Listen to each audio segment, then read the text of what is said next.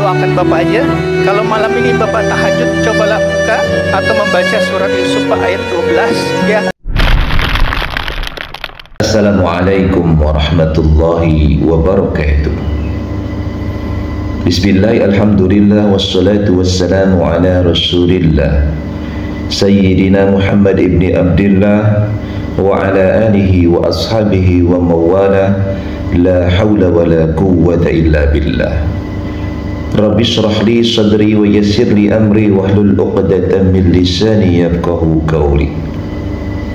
Selamat berjumpa kembali di AJ Dakwah TV. Semoga kita semua senantiasa diberikan kesehatan dan keberkahan oleh Allah Subhanahu wa taala. Amin ya Allah ya rabbal alamin.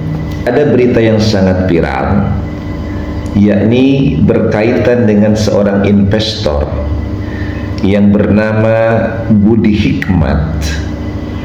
Dia menyarankan kepada Bapak Prabowo Subianto, kalau seandainya nanti malam menjalankan sholat tahajud, maka hendaklah membaca surat Yusuf, surat yang ke-12. Acara ini adalah sebenarnya acara sarasehan ekonomi yang diselenggarakan pada hari Selasa tanggal 8 April tahun 2025, tempatnya di Assembly Hall lantai 9 Menara Mandiri Sudirman, Jakarta, di Senayan tentunya ini. Dan ketika terjadi sesi tanya jawab, salah seorang investor yakni Budi Rahmat, beliau ini adalah Direktur Strategi Investasi PT Bahana TCW. Maka kemudian dalam salah satu kalimatnya yang merupakan usulan saran kepada Bapak Prabowo Subianto untuk menghadapi daripada tarik balik Trump ini, maka Budi Hikmat ini mengatakan bahwa kalau seandainya nanti malam Bapak Prabowo Subianto melaksanakan sholat tahajud, hendaklah membaca surat Yusuf, surat ke-12.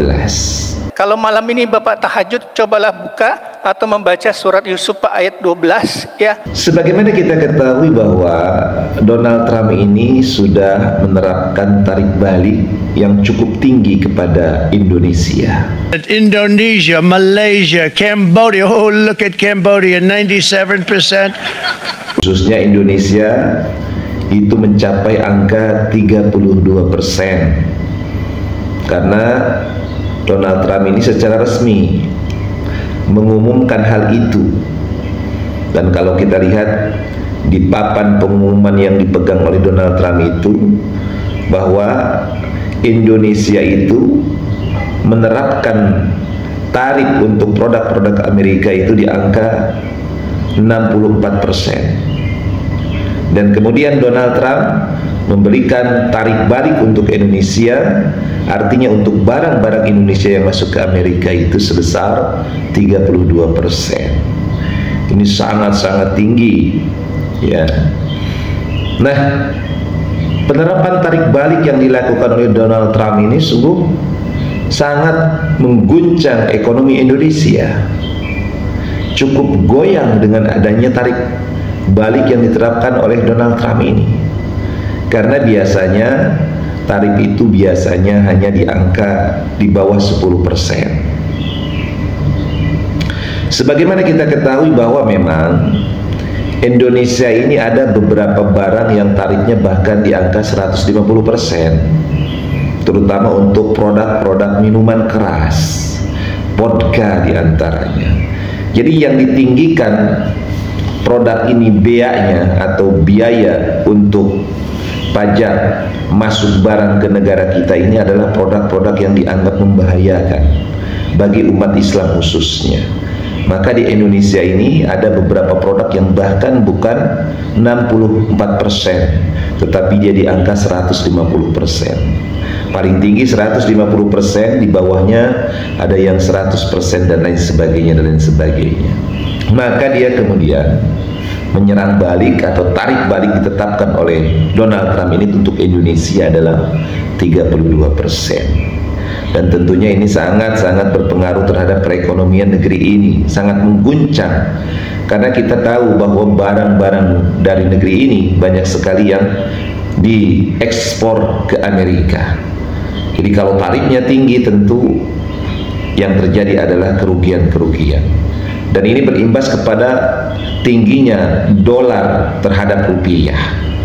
Dan bursa efek pun goncang sangat luar biasa, dan kemudian akhirnya Bapak Prabowo Subianto melakukan salah satu tindakan, yakni dengan melakukan sarasehan ekonomi dengan pihak API, Apindo dan para investor. Nah, kejadian ini terjadi pada saat sarasehan ekonomi tersebut, di mana salah seorang investor, yakni Pak Budi Hikmat sebagai Direktur Strategi Investasi PT Bahana TCW, kemudian memberikan masukan, memberikan usulan untuk menghadapi tarik balik daripada Donald Trump ini, agar kemudian mengkaji surat Yusuf. Kalau malam ini Bapak tahajud, cobalah buka atau membaca surat Yusuf ayat 12 ya. Walaupun kata Ray Dalio siklusnya memang lebih berat sekarang Pak, tapi saran beliau luar biasa. Kalau sekarang saya jadi Nabi Yusuf kepada Bapak, saya akan bacakan ya Pak ya. Nasihat Nabi Yusuf. Qala tajra'una sab'a sinina da'aban, hendaklah kalian bercocok tanam secara 7 tahun secara berkelanjutan. Ini tekanannya di productivity. Fama hasadtum fazarahu fi sumbulihi, apa yang kalian panen tetaplah pada tangkainya. Ini bukan cuma pengawetan Pak. Bagaimana boleh dibilang kita bisa bikin Pak susu jadi yogurt, keju, kefir. Ini reindustrialisasi yang menciptakan lapangan pekerjaan. Yang terakhir itu illa qalilan mimma ta'kulun, kecuali sedikit untuk kalian makan. Itu adalah demand management, boleh dibilang penjatahan Pak. Ini kurang populis. Jadi salah satu informnya nanti itu adalah bagaimana mensosialisasikan kebijakan yang kurang populis tapi penting Pak. Bapak Budi Hikmat ini menyebutkan surat Yusuf ayat ke-12, tetapi yang beliau bacakan adalah surat Yusuf ayat yang ke-47. Jadi mungkin maksud daripada Bapak Budi Hikmat ini sebenarnya yang disampaikan adalah yakni surat Yusuf surat ke-12, ayatnya ayat 47. Tetapi karena mungkin beliau sedikit nervous di tengah-tengah Bapak Presiden dan juga para peserta sarasehan yang merupakan orang-orang hebat di negeri ini dalam bidang ekonomi, mungkin ada sedikit nervous sehingga beliau lupa untuk menyebutkan daripada surat Yusuf surat ke-12 ayat ke-47. Kenapa? Karena pada surat Yusuf ayat yang ke-12 itu adalah berbicara tentang permohonan daripada saudara-saudara Nabi Yusuf kepada ayahanda mereka, yakni Nabi Yakub alaihissalam, agar memberikan izin kepada mereka untuk mengajak Yusuf bermain dan berburu. Nah, ini kemudian dilatar belakangi oleh kebencian dan kedengkian dari saudara-saudara Nabi Yusuf terhadap Nabi Yusuf. Karena Nabi Yakub alaihissalam terlihat lebih menyayangi Nabi Yusuf dibandingkan mereka. Maka kemudian mereka berencana bahkan untuk membunuh Nabi Yusuf. Tetapi kemudian hasil kesepakatan dan beberapa usulan dari saudara-saudara mereka, terutama saudara-saudara yang tua, kemudian akhirnya kesepakatannya adalah Nabi Yusuf akan disimpan di dalam dasar sumur yang nanti mereka berpikir akan ada musafir yang mengambil Nabi Yusuf.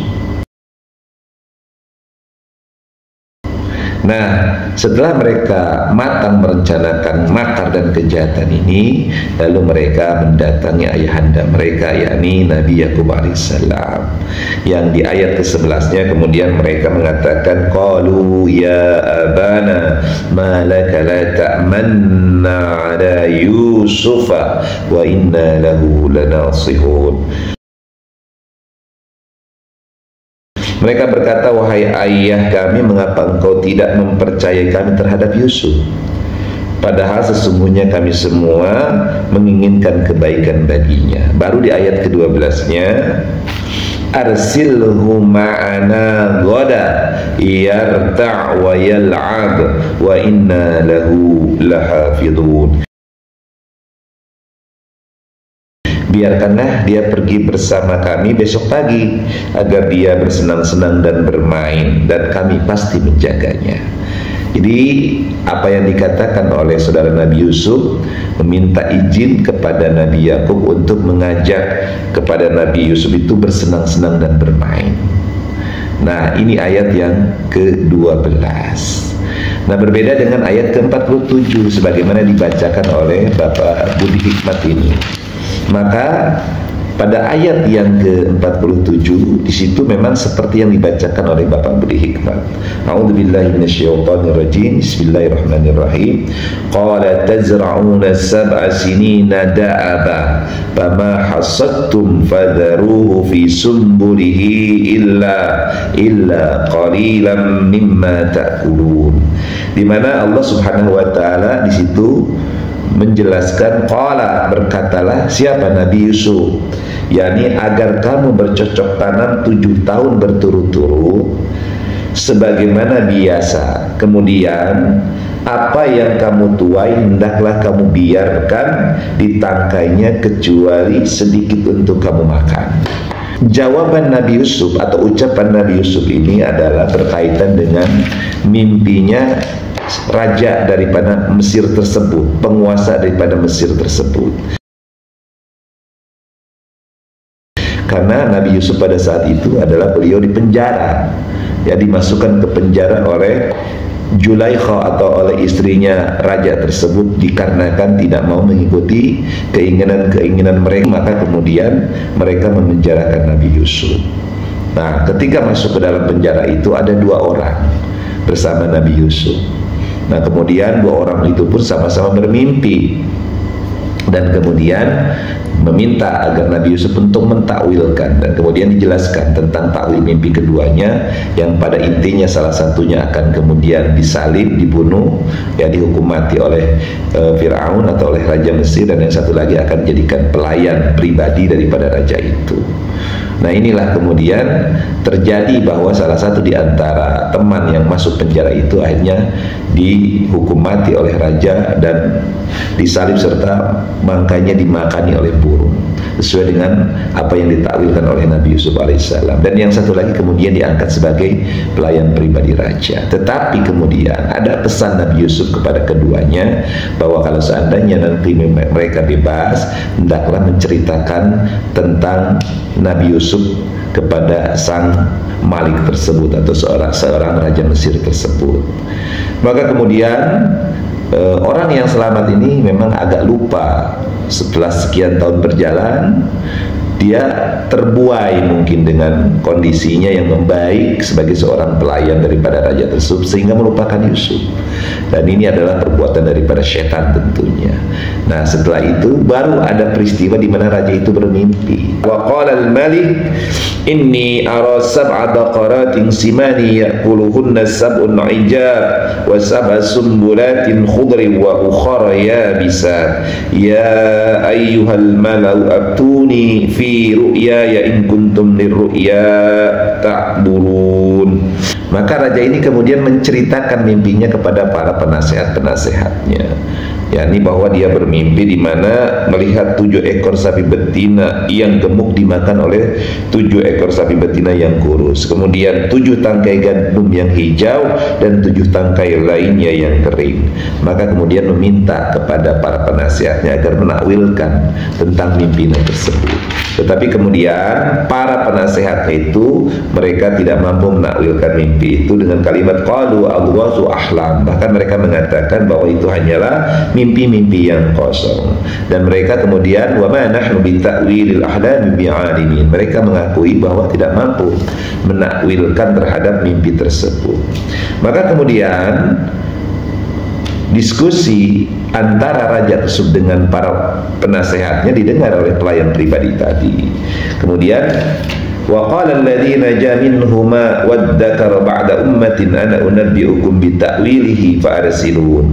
Maka berkatalah pelayan pribadi raja tersebut yang selamat daripada hukuman, ya, sebagaimana tadi yang masuk berdua bersama dengan Nabi Yusuf ke penjara. Nah, ini adalah yang dijadikan pelayan pribadi ini yang selamat. Maka berkatalah orang yang selamat di antara mereka berdua dan teringat kepada Yusuf, setelah beberapa waktu lamanya aku akan memberitahukan tentang orang yang pandai menakwilkan mimpi itu, maka utuslah aku kepadanya. Jadi si pelayan ini kemudian berkata bahwa dia akan menemui seseorang yang mampu untuk menakwilkan mimpi raja tersebut. Maka kemudian ceritanya pelayan ini kemudian mendatangi Nabi Yusuf di penjara, kemudian meminta agar mentakwilkan mimpi tersebut. Maka kemudian barulah Nabi Yusuf SAW menyampaikan kepada pelayan ini bahwa tazra'una sab'a sinina da'aba fama hasadtum fadaruhu fi sumbulihi illa qalilan mimma ta'kulun. Jadi kata Nabi Yusuf alaihissalam, hendaklah kamu bercocok tanam 7 tahun berturut-turut sebagaimana biasa, kemudian apa yang kamu tuai hendaklah kamu biarkan di tangkainya kecuali sedikit untuk kamu makan. Nah, ini yang disampaikan oleh Budi Hikmat kepada Bapak Prabowo Subianto di Sarasehan Ekonomi pada hari Selasa tanggal 8 April 2025, yakni agar kemudian Bapak Prabowo Subianto menelaah daripada surat Yusuf surat ke-12 ayat 47 tersebut. Kalau sekarang saya jadi Nabi Yusuf kepada Bapak, saya akan bacakan ya Pak ya. Nasihat Nabi Yusuf. Qala tazra'una sab'a sinina da'aban, hendaklah kalian bercocok tanam secara 7 tahun secara berkelanjutan. Ini tekanannya di productivity. Fama hasadtum fazarahu fi sumbulihi, apa yang kalian panen tetaplah pada tangkainya. Ini bukan cuma pengawetan, Pak. Bagaimana boleh dibilang kita bisa bikin Pak susu jadi yogurt, keju, kefir. Ini reindustrialisasi yang menciptakan lapangan pekerjaan. Yang terakhir itu illa qalilan mimma ta'kulun, kecuali sedikit untuk kalian makan. Itu adalah demand management, boleh dibilang penjatahan Pak. Ini kurang populis. Jadi salah satu informnya nanti itu adalah bagaimana mensosialisasikan kebijakan yang kurang populis tapi penting Pak. Dan hari ini saya dapat report bahwa bond market stabil thanks to Gubernur BI dan Menteri Keuangan Pak. Kalau equity market sih udah agak mereda Pak. Terima kasih Pak. Maka sesungguhnya memang sangat luar biasa apa yang disampaikan oleh Budi Hikmat ini, oleh Bapak Budi Hikmat ini, karena memang solusi yang diberikan oleh Nabi Yusuf terhadap permasalahan saat itu ada berkaitan dengan ekonomi, di mana terjadi kekeringan yang sangat panjang, kemarau yang sangat panjang. Jadi ada 7 tahun nanti menimpa bencana malapetaka, kemarau kering yang panjang terhadap wilayah Mesir. Maka mimpi yang diterima atau didapatkan oleh raja itu sebagai warning, indikasi, sebagai lampu kuning menghadapi masa paceklik dan kering. Maka kemudian yang mereka lakukan adalah untuk menghadapi ekonomi ini, mereka melakukan apa yang ditakwilkan oleh Nabi Yusuf alaihissalam. Mereka kemudian melakukan penanaman yang sangat mereka maksimalkan di dalam masalah penanaman bahan-bahan pokok itu. Nah, kemudian mereka menyimpan hasil tanaman itu dan menyimpannya kemudian dengan tangkainya. Jadi kalau kita padi itu tidak kemudian setelah disabit kemudian dipretelin, tapi kemudian disimpan bersama dengan tangkainya. Jadi kalau dalam kondisi zaman dahulu orang mengambil padi itu, zaman dahulu tidak disabit dari bawah, tetapi dia menggunakan anai-anai, menggunakan etem kalau dalam bahasa Jawa Barat itu. Jadi diambil dari tangkainya, kemudian diikat, kemudian setelah diikat disimpanlah di atas lumbung atau di dalam lumbung di atas kita punya gudang-gudang yang dibuat. Zaman dulu seperti itu. Jadi mungkin ya apa yang dilakukan oleh orang tua dulu kita itu sangat solusi yang cerdas untuk menghadapi tekanan ekonomi sekarang. Jadi artinya bagaimana pemerintahan Bapak Prabowo Subianto menghadapi tekanan Amerika, tekanan Donald Trump yang menyerang ekonomi Indonesia dengan penerapan tarik balik yang cukup tinggi ini, maka mungkin seperti itu. Jadi kita harus mempersiapkan persediaan pangan kita. Jadi kemarin kan Bapak Prabowo Subianto sudah melakukan panen raya.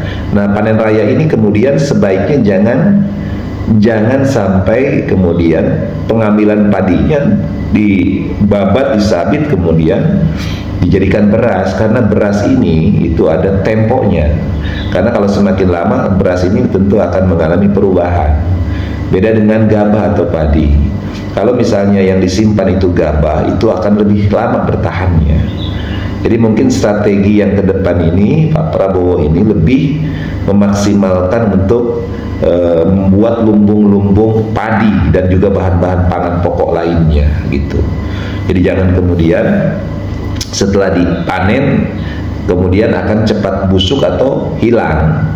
Jadi ini yang diajarkan orang tua kita dulu, bagaimana agar kemudian menghadapi kedepannya itu bisa menyimpan. Karena kita tahu bahwa kalau zaman dahulu itu panen kan setahun sekali. Jadi panen padi itu nggak kayak sekarang bisa 3 kali dalam setahun atau minimal 2 kali dalam setahun kalau sekarang. Kalau zaman dahulu itu kan setahun sekali, sehingga perlu ada simpanan untuk menghadapi 1 tahun ke depan. Nah, orang tua kita dulu menggunakan strategi ini sungguh sangat luar biasa. Maka ngambil padinya bukan lagi dari bawah, babat diarit kayak zaman sekarang gitu kan. Kalau zaman dahulu itu maka diambil dari tangkainya. Sehingga setelah diambil tangkainya diikat, kemudian disimpan, diangkut, baru kemudian disimpan di lumbung-lumbung padi, sehingga lumbung-lumbung padi itu penuh. Nah, ketika diperlukan maka tinggal diambil dan tinggal kemudian diolah menjadi padi. Nah, ini yang dilakukan oleh orang tua kita dulu yang sekarang hilang. Ya, kalau sekarang ini kan yang disimpan itu padinya, yang disimpan itu berasnya, bukan gabahnya. Nah, yang dimaksudkan oleh Nabi Yusuf di dalam surat Yusuf 47 itu adalah dengan menyimpan tangkainya sehingga lebih awet, tidak habis, dan makannya pun harus jangan boros, tetapi benar-benar diatur sirkulasinya. Mungkin nanti tetap diberikan bantuan sosial pada masyarakat, tetapi diatur ya sedemikian rupa sehingga kemudian jangan sampai stok beras kita kehabisan. Karena yang terpenting sesungguhnya adalah bahan pokok kita. Ya, kalau bahan-bahan yang sekedar untuk tambahan, ya sekunder itu pun sebenarnya tidak begitu penting bagi kita. Yang paling penting adalah primernya, kebutuhan primernya, ini pangannya. Jangan sampai kita kekurangan pangan. Ya, kalau misalnya kekurangan hal-hal yang lain itu masih bisa ditanggulangi. Tapi kalau kita sudah kekurangan pangan, maka ini akan menjadi masalah besar bagi masyarakat atau bagi rakyat Indonesia. Maka mudah-mudahan apa yang disampaikan oleh Bapak Budi Hikmat kepada Bapak Prabowo Subianto ini kemudian digodok, ya, dipelajari dan ditangani bagaimana agar kemudian kita bisa bertahan, masyarakat kita bisa bertahan, rakyat kita bisa bertahan, terpenuhi berbagai macam kebutuhan pokoknya, sehingga seberapa hebat pun tekanan Amerika terhadap kita dengan menetapkan tarik balik yang sangat luar biasa tingginya 32%, itu kita akan mampu bertahan dan rakyat kita masih tetap bisa terjamin ekonominya, terutama bahan pokok-pokok kehidupannya. Karena kalau ini sampai goncang, maka akan timbul berbagai macam masalah yang akan kemudian berimbas kepada yang lebih besar daripada sekedar masalah pangan. Mudah-mudahan kita doakan bangsa kita, negara kita, Republik Indonesia yang kita cintai ini akan senantiasa Allah berikan pertolongan, Allah berikan keberkahan. Masyarakatnya akan senantiasa diberikan keberkahan. Insya Allah kalau kita mau bersatu padu, tetap mempercayai kepada Bapak Prabowo Subianto, maka insya Allah kita yakinkan bahwa Bapak Prabowo Subianto ini akan mampu menjadi pemimpin yang terbaik untuk kita semua, mengantarkan bangsa kita, negara kita, masyarakat kita menjadi masyarakat yang baldatun thayyibatun wa rabbun ghafur. Semoga video ini bisa memberikan inspirasi dan manfaat. Wallahu muwaffiq ila aqwamit thoriq. Assalamualaikum warahmatullahi wabarakatuh.